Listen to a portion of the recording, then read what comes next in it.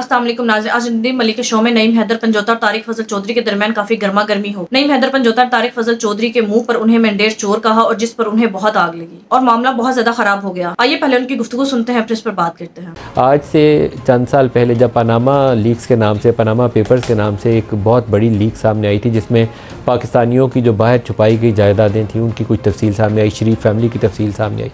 आज 5-6 साल के बाद दोबारा एक डेटा लीक सामने आ रही है। उस डेटा लीक के अंदर दोबारा सवाल हमारे सामने यही है कि जिन पाकिस्तानियों के नाम सामने आएंगे उसके ऊपर तहकीक का तरीकाकार क्या होगा। ये प्रॉपर्टी लीक्स तो जैसे जैसे आएगा उसके ऊपर बात करेंगे, लेकिन सबसे पहले तो तारिक साहब आप ही बता दें, इमरान खान की पेशी are you happy with that? आज पाबंदी के बावजूद सुप्रीम कोर्ट ने इजाज़त दी। I think it's a welcome development. जी बिल्कुल, मैं जैसा कि आपने कहा, मैं कहता हूँ कि एक अच्छी बात है। इमरान खान साहब को अपनी जो सफाई है उसका पूरा हक मिलना चाहिए, पूरा मौका मिलना चाहिए। बिल्कुल जो दुबई लीग के मुतल्लिक मजीद अपडेट्स आ रहे हैं जी, इसमें हुसैन नवाज शरीफ, आपको मुबारक हो जी, कहीं आप पीछे ना रहते हैं। हुसैन नवाज शरीफ का नाम भी शामिल है, वज़ीर दाखिला मोहसिन नकवी की अहलिया का नाम शामिल है, और जनाब शर्जील मेमन साहब का नाम शामिल है, और इनकी फैमिली के लोग शामिल हैं। फैसल वाडा साहब का नाम शामिल है। बलोचिस्तान और सिंध के 6 से ज़ायद अरकान सूबाई असम्बली के नाम भी शामिल है। आपकी तरफ आ रहा हूँ जी पंजोता साहब, ये अभी अपडेट्स आ रही हैं, इसलिए पूरी खबर हो जाए, फिर इसके ऊपर सवाल जवाब करेंगे। लेकिन पहले नैब का केस और इमरान खान की पेशी कैसी डेवलपमेंट है? ये सुप्रीम कोर्ट में तो आपके इतराज़ात भी बड़े थे, लेकिन वहाँ से एक बड़ा फैसला आज सामने आया। देखें, सुप्रीम कोर्ट के अंदर जो मामला है वो बेसिकली कोई इमरान खान साहब की सफाई के हवाले से नहीं है कि जाकर उन्होंने कोई अपनी सफाई देनी है। उन्होंने केस जो है वो किया और उसके ऊपर वो रिप्रेजेंट करना चाहते हैं और ख़ुद पेश होना चाहते हैं, ये उन्होंने इजहार किया। लेकिन अब देखना ये है कि आज तक क्यों पाबंदी लगाएगी, उनकी वीडियो लिंक के जरिए हाजिरी के ऊपर क्यों लगाएगी, उनको अदालत में क्यों नहीं पेश किया गया? जहाँ पर नवाज शरीफ साहब जनाब पेश हों वहाँ पर प्रोटोकॉल भी हासिल हैं और सारा कुछ हो रहा है, लेकिन यहाँ खान साहब को जो है वो सिक्योरिटी नहीं दी गई और सिक्योरिटी के बहाने बनाए गए। ये बात है ना कि हम ये क्यों कह रहे हैं कि ये मुदाखलत बंद होनी चाहिए। तो हर इदारे बात करें ना जी, मैं तो उनको भी कह रहा हूँ, आप भी करें।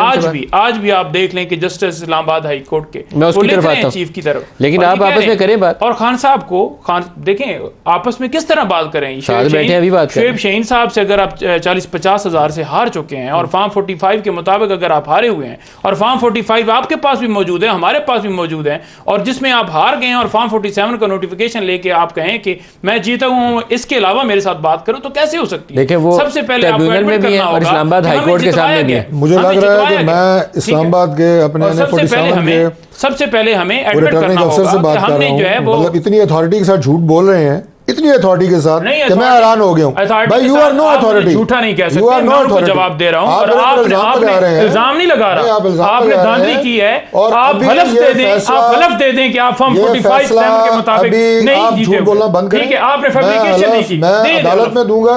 मुझे हाथ ना लगाएं। अभी फॉर्म 45 और यार आपको अनटचेबल नहीं है, मैं आपको ये बता रहा हूँ कि हम अभी अदालत ये क्या तरीका ये नहीं, मैं लड़ाई का तो फोरम नहीं है, मेरी बात मैं बात कर रहा हूं, डिस्कशन का फोरम है, मेरी बात मैं बात कर रहा हूं, लेकिन आपने उन पे इल्जाम लगाया और आपको जवाब देंगे। Don't blame me, okay? मुझे ब्लेम ना करें, बोल रहे हैं, मैं बिल्कुल नहीं बोल रहा। मेरा हल्का है, हमारा इलेक्शन हुआ है और हमारा इलेक्शन ट्रिब्यूनल बना हुआ है, उसमें फॉर्म 45 अभी 20 तारीख को आ जाएंगे, आप आगे देख लें वहां पे। आपने बात की कि कैसे ऐसी बात करें, ये कैसी बात? देखिए वो मामला ट्रिब्यूनल के सामने है, तो आप एडमिट करें, ट्रिब्यूनल के सामने नवाज शरीफ और इस्लामाबाद हाई कोर्ट के सामने, और मैं चाहता हूं कि आपको पूरा इंसाफ मिले, लेकिन आपस में लड़के तो इंसाफ नहीं होगा। आपके इल्जाम लगाने से कुछ भी नहीं होगा। हमारे पास फॉर्म 45 यार आपके लीडर से लेकर नीचे तक सब झूठ बोलते हैं, आप लोगों की आदत है। पंजोता साहब भाई मैं अदालत में दिखा रहा हूं ना, वो यू कि मैं आपको दिखाऊं, मैं दिखा रहा हूं अदालत को, अदालतों को ट्रिब्यूनल बने हुए हैं, वो मैनेज कर चुके हैं। ये फैसला तो अदालत ने करना है ना, उन्होंने हरासा किया हुआ और वो लेटर लिख रहे हैं बार बार, वो चीफ जस्टिस को लेटर लिख रहे हैं। एक और खबर आपको पहले बताते चलें, ये इस तरह की लड़ाई से फिर प्रोग्राम में आगे चलेगा। आज जस्टिस बाबिर सत्तार साहब, मैं पहले भी कहा कि मैं उनकी इज्जत करता हूँ, पर्सनली हमारा उनसे थोड़ी बहुत जान पहचान है, ज़्यादा नहीं है, जब से जज बने तब से बिल्कुल भी रब्ता नहीं है, लेकिन उनकी इज्जत मैं करता हूँ और उनका लिखा हुआ को समझता हूँ कि वो दुरुस्त बात कह रहे हैं। आज उन्होंने एक खत सामने लिखा और खत लिख के अंदर जो चीज़ें आई, chief justice Islamabad high court को लिखा, उन्होंने कहा कि मुझे ये जो सर्विलेंस वाला केस था उसके अंदर मैं तहकीक कर रहा था, तो एक हाई ऑफिशियल की जानब से कहा गया कि बैक ऑफ, अंग्रेजी का खाता है कि पीछे हट जाओ, इस मामले में ज़्यादा घुसने की, इसकी ज़्यादा तहकीक करने की ज़रूरत नहीं है। उसके ऊपर ज़ाहिर है भूचाल आना था कि एक जज जो है खत लिख के तहरीरी तौर पर आगाह कर रहा है कि मुझे इस केस के अंदर कहा गया कि बैक ऑफ, पीछे हट जाओ, इसमें ज़्यादा तहकीक नहीं आपने करनी। उसके ऊपर हुकूमत को इतनी इतनी उसकी हरारत या हिद्दत या शिद्दत पहुंची है कि उसके बाद अटर्नी जनरल ने प्रेस कॉन्फ्रेंस की, उसके बाद लॉ मिनिस्टर और इंफॉर्मेशन मिनिस्टर ने प्रेस कॉन्फ्रेंस की, और मेरे ख्याल में दोनों ने बेवकूफ़ी की। अगर वो एक स्टेटमेंट में तहरीरी तौर पर 2 जुमले सिर्फ लिख के कर देते कि हम अदलिया की मुदाखलत नहीं करते, वो ज़्यादा बेहतर होता। अटर्नी जनरल ने जो बात कही, इनडायरेक्टली उन्होंने उस इल्ज़ाम की तस्दीक कर दी जो जस्टिस बाबर सत्तार के ख़त के अंदर है। अटर्नी जनरल ने कहा क्या, उन्होंने कहा कि हमने इन कैमरा ब्रीफिंग के लिए अप्रोच किया था और मकसद ये था कि हमारी जो इंटेलिजेंस अदारों के पास ये जो सर्विलेंस की कैपेबिलिटी है ना, ये कंप्रोमाइज़ ना हो जाए, इसको सेफगार्ड करने के लिए किसी दुश्मन के हाथ ना लग जाए।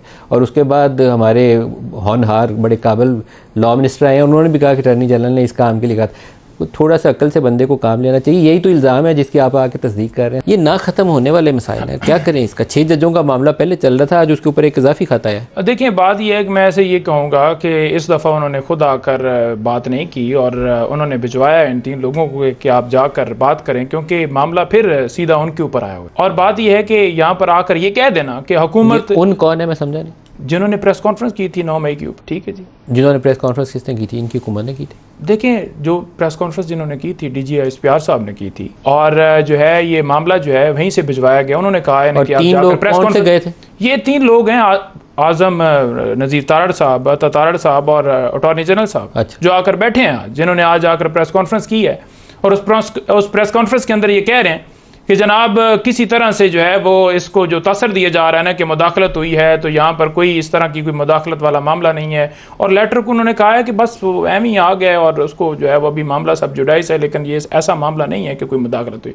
यानी कि उधर वो कह रहे हैं कि मुदाखलत नहीं हुई और उधर कह रहे हैं कि मामला ज़ेर अल्तवा भी है। तो फिर आप कौन होते हैं फैसला यहाँ पर देने वाले कि मुदाखलत नहीं, जब जज कह रहे हैं, जज मुंह से बोल के कह रहे हैं कि इस तरह से मुदाखलत की जा रही है। फिर आपने कहा कि ये 6 जजेस किसी की प्रॉपर्टी है, कोई PTI से ताल्लुक रखता है, किसी का कोई मामला है।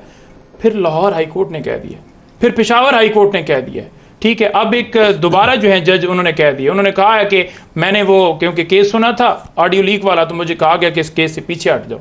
ये वही केस है जिसमें बुशर बीबी साहबा खान साहब के उनकी जो ऑडियो टैप खोसा साहब के साथ जो कन्वर्सेशन हो रही थी, और उन्होंने कहा था कि ये सर्वेलेंस का जो तरीकाकार है हमें बताया जाए कि कौन टैप करता है, कैसे होती हैं और फिर रिलीज कैसे होती हैं, कौन है इसका कसूरवार, कैसे किसी की खुफिया बातें जो हैं वो आप मीडिया के ऊपर डाल देंगे और आप चला देंगे और उसको फिर ब्लैकमेल करेंगे। तो उसके ऊपर उन्होंने कहा कि आप पीछे हट जाओ। तो केस खुले आम आपके सामने है, खुली किताब की तरह है। उसके अंदर कोई अगर जाकर मुदाखलत करता है तो जज का दिमाग खराब है।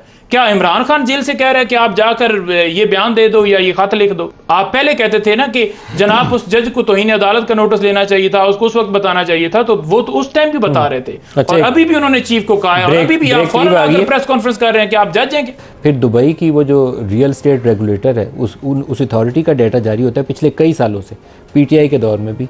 जो टॉप 2 इन्वेस्टर्स होते हैं ना, उसमें से एक इंडिया है और दूसरा पाकिस्तानी नेशनल्स है। इवन जो लोकल दुबई के लोग हैं उनसे ज़्यादा उनकी रियल स्टेट मार्केट में पाकिस्तानी और इंडियंस का पैसा लगा हुआ है। और उसके ऊपर काम ना होना सिर्फ एक ही सबब है कि उसके अंदर सारे हमारी रूलिंग एलीट, सब सिविल हो, मिलिट्री हो, इवन मीडिया के जो ताकतवर लोग हैं उनकी वहाँ जायदादें हैं। कोई चाहता ही नहीं है कि उसके ऊपर तहकीक हो और उसके ऊपर मामला आगे बढ़े। डॉक्टर तारिक साहब, इसके ऊपर कुछ तो शफाफियत होनी चाहिए। मतलब ये दिस इज़ नॉट फेयर कि आप ताकतवर लोग हैं, आप अरबों डॉलर के मालिक हैं, तो आप कुछ भी कर लें। टैक्स एवेडेड मनी है सारी जो गई हुई है, कुछ करप्शन वाली भी होगी, कुछ प्रोसीड्स ऑफ क्राइम भी होंगी, लेकिन लार्जली टैक्स एवेडेड पैसा है जो वहाँ जाता है। इसकी शफाफियत के लिए भी कोई काम करें ताकि पाकिस्तान की दौलत लूटी जानी बंद हो।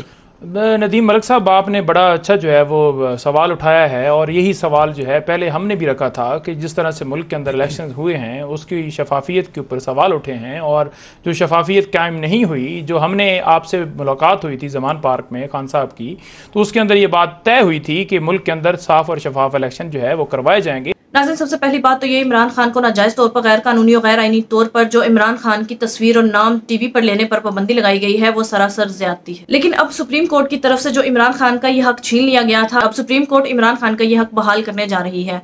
अब उम्मीद है कि अवाम इमरान खान को दोबारा से टीवी पर देख सकेगी अगर नून लीग की तरफ से कोई नया प्रोपेगेंडा ना किया गया। दूसरी तरफ नाज़रीन, जब नदीम मलिक ने नईम हैदर पिंजोता से ये कहा कि आप नून लीग से खुद बात क्यों नहीं करते, तो इस पर नईम हैदर पिंजोता ने हक और सच की बात करते हुए कहा कि इनसे क्या बात करें, ये तो खुद अवाम का मैंडेट चोरी करके जबरदस्ती मुल्क पर मुसल्लत हुए हैं। ये हल्फ लें कि इन्होंने अवाम का मैंडेट चोरी नहीं किया। इस पर तारिक फजल चौधरी खूब आग बगोला हुए और आए बाएं शाएं करने लगे और बात को टालने लगे। उल्टा नईम हैदर पिंजोता को हाथ लगाने लगे। इस पर उन्होंने कहा कि मुझे हाथ मत लगाओ। जाहिर सी बात है, जब कोई इस तरह अवाम का मैंडेट चोरी करके उनकी सीटें छीन कर उन्हें भाषण देगा तो वो इस तरह का ही रिएक्शन आएगा। जब नईम हैदर पंजोता ने कहा कि अपनी औकात में रहो और मुझे हाथ मत लगाओ, इस पर तारिक फजल चौधरी नईम हैदर पंजोता को धमकी देने लगे, यानी तुम अनटचेबल नहीं हो। यानी इसका मतलब ये था कि जहां उन्होंने अवाम का मैंडेट चोरी किया, अवाम पर जुल्म सितम किया, तो तुम पर भी जुल्म सितम हो सकता है। दूसरी तरफ हाईकोर्ट के जज जस्टिस बाबर सत्तार ने चीफ जस्टिस ऑफ पाकिस्तान को मरासला भेजा, जिसमें उन्होंने मजीद हकाइक से पर्दा हटाया। इसकी वजह से आज नून लीग की नींदें हराम हुई है और इसी वजह से आज नून लीग ने प्रेस कॉन्फ्रेंस भी कर डाली और बहुत सारी बातों का खुद ही एतराफ भी कर लिया। इस बारे में नदीम मलिक ने खुलकर बताया। अब देखना यह है कि जिस तरह से हाईकोर्ट के जजेस ने बहादुरी का मुजाहरा किया, क्या पूरी अदलिया भी इसी तरह बहादुरी का मुजाहरा करते हुए खड़ी होती है या नहीं। जो अदलिया पर प्रेशर डाला जा रहा है, धमकियां दी जा रही है, इसके खिलाफ अदलिया डटकर खड़ी होती है या नहीं, इस पर भरपूर रिएक्शन देती है या अभी भी अदलिया सिर्फ कंप्रोमाइज ही करेगी। जिस तरह पिछले 75 सालों से अदलिया कमजोर से कमजोर तर होती चली गई है, अब अगर 6 जजेस ने बहादुरी का मुजाहरा किया है तो अदलिया को भी चाहिए कि ये बहादुरी का मुजाहरा करते हुए डटकर खड़ी हो जाए, ताकि कानून और आइन की बहाली मुमकिन हो सके। नाज़रीन, आपके इस बारे में क्या राय है, कमेंट में जो बताइएगा। अगली वीडियो में मिलते हैं, तब तक के लिए अल्लाह।